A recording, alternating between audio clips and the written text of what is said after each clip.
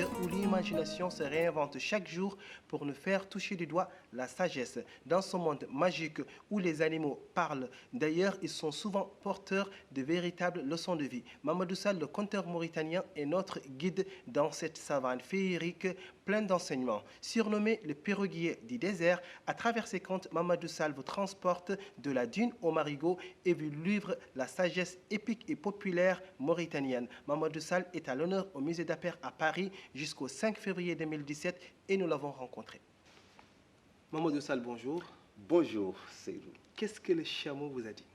Des histoires. Le chameau m'a raconté des histoires que je raconte aux enfants et aux adultes de tous les âges, en France, mais en Mauritanie et ailleurs, quoi. Donc, c'est des histoires que je raconte et je fais parler le chameau. Je peux parler des femmes, je peux parler des hommes, mais en fait, c'est moi qui raconte des histoires. Ok, le chameau, c'est un personnage, c'est un prétexte.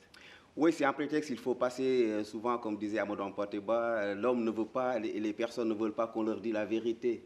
Tu vois, il faut passer par les animaux pour, on va en venir là. Voilà, pour leur raconter des choses qu'eux, ils vivent, quoi. Et donc, c'est pourquoi je ne fais que raconter des histoires parce que dans le conte traditionnel africain, d'une manière générale, les animaux parlent, les pierres parlent, les arbres parlent. Donc, le merveilleux est là. Le merveilleux est là, comme on le disait tout à l'heure. Ouais. Et comment est-ce qu'il est né, ce spectacle, sur les chameaux qui me l'a dit? C'est un spectacle que j'ai créé, ça va faire une dizaine d'années. Et oui, c'est un spectacle qui tourne depuis longtemps et c'est un spectacle où j'ai le choix de mes histoires.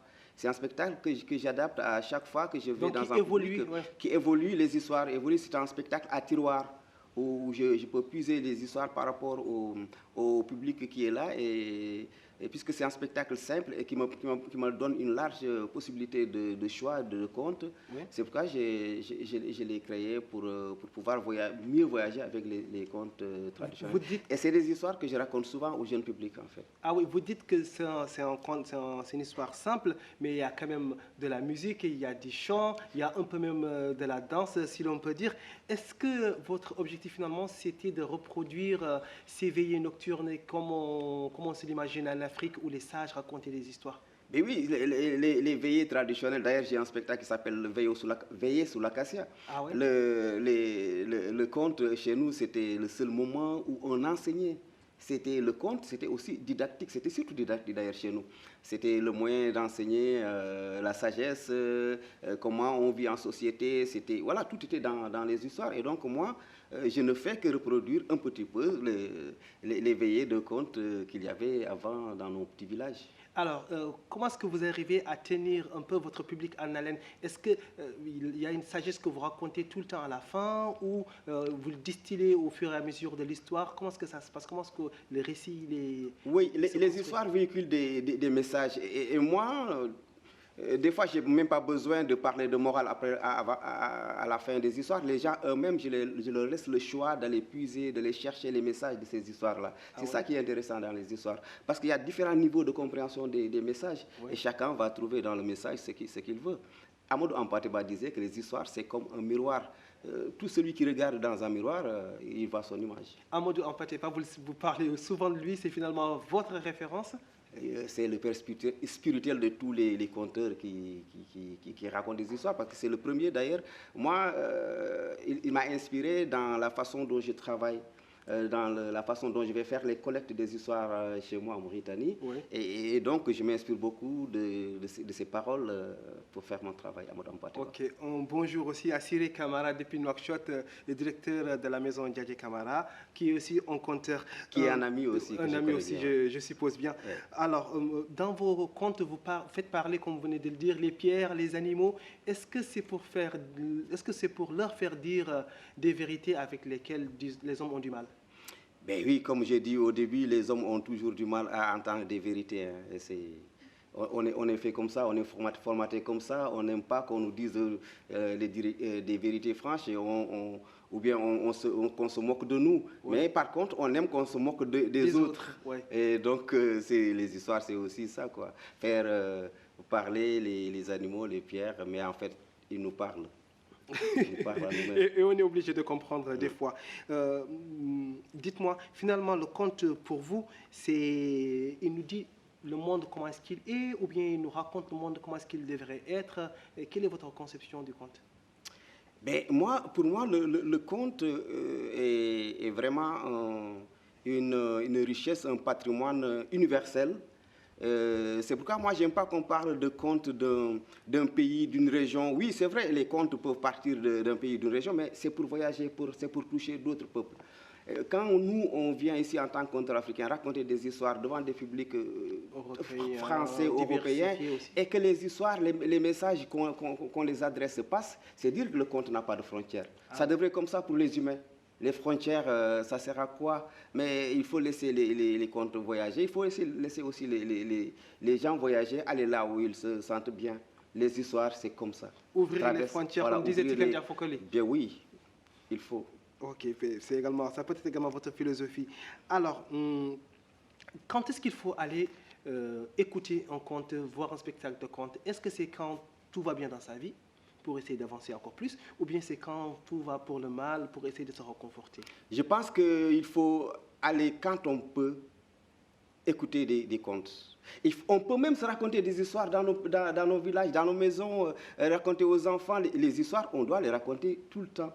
C'est important parce que c'est un moyen de se sentir bien, c'est un moyen aussi de se sentir parce que le conte, contrairement par exemple au livre, se fait en société, se fait avec le groupe. Le livre, tu peux prendre un livre, te fermer dans ton petit coin et lire. Quand même, oui. Tu peux voyager, mais là tu es seul, il n'y a pas de dialogue. Alors que le conte, c'est déjà un moyen de se rassembler, de discuter, d'échanger, et puis d'essayer de se comprendre à travers les histoires, les messages que véhicule le conte. Donc je pense qu'il n'y a pas un moment où on doit y aller quand on peut, quand on veut, parce que le conte nous rassemble, et nous enseigne, et nous émerveille, et nous fait rire, et les contes nous font rire. Nous font réfléchir, nous font pleurer aussi des fois. Comme vous le dites en ce moment, ça nous fait rêver aussi. Et ça nous donne envie de voir ces spectacles, ce chameau qui raconte des histoires. Mamadou Sall, merci d'avoir été notre invité. Merci. Si vous avez un dernier mot, une petite histoire à nous raconter, on est preneur. Ben, je suis très content de passer ce moment avec vous. Mais là, comme tu sais, comme je vous ai dit tout à l'heure, va commencer. Je vais démarrer tout à l'heure mon spectacle.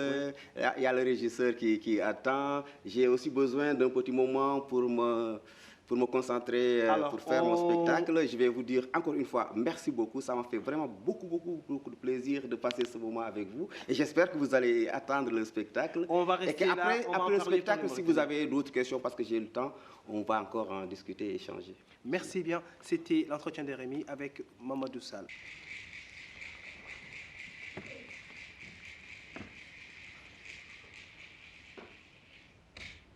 C'était une vieille femme. Une très vieille femme. Cette très vieille femme vivait dans un petit village. Elle habitait toute seule dans sa petite maison. La vieille dame était loin de ses enfants. Elle était aussi très loin de ses petits-enfants. Et pour ça, elle s'ennuyait beaucoup.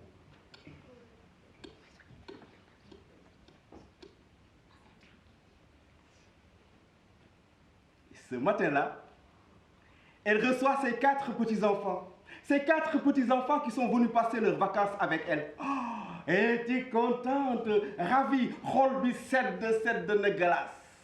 Depuis ce matin-là, chaque jour, quand la vieille dame se réveille, eh bien, elle appelle ses petits-enfants. Elle appelle ses petits-enfants et les fait asseoir devant elle et leur dit: je vous aime, mes petits-enfants, vous êtes beaux. Je vous aime, mes petits-enfants, vous êtes beaux. Chaque matin, la vieille dame répète les mêmes paroles, les mêmes mots. À force de les répéter, eh bien, elle a fini par en faire une chanson qu'elle disait comme ça: Yakara fetkar, ya barka.